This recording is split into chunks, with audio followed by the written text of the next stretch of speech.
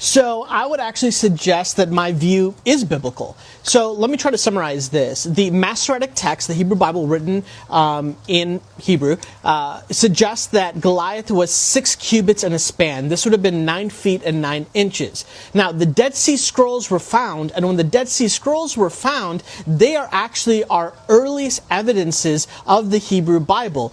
Some were close to 600 to 700 years prior to some of the Masoretic texts that we have. Now, in the Dead Sea Scrolls have Goliath at 4 cubits and a span, which would be roughly 6 feet 9 inches. In these situations, we typically want to have tiebreakers, and the tiebreaker would be the Septuagint, the Hebrew Bible translated into Greek. And we'd want to figure out, how did the Septuagint handle this? Surprising. The Septuagint actually affirms not the Masoretic text, but the Dead Sea Scrolls. So the Dead Sea Scrolls said 4 cubits and a span.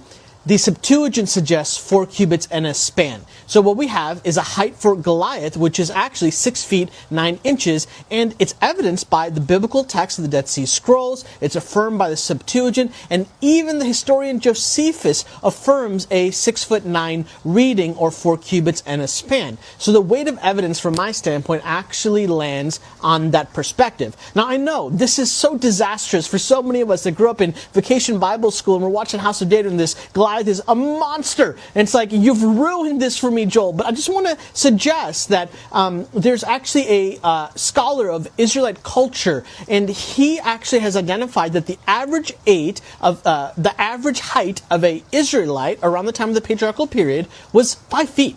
5 feet. So imagine going onto a battle scene with, you're 5 foot and you see a 6'9" foot.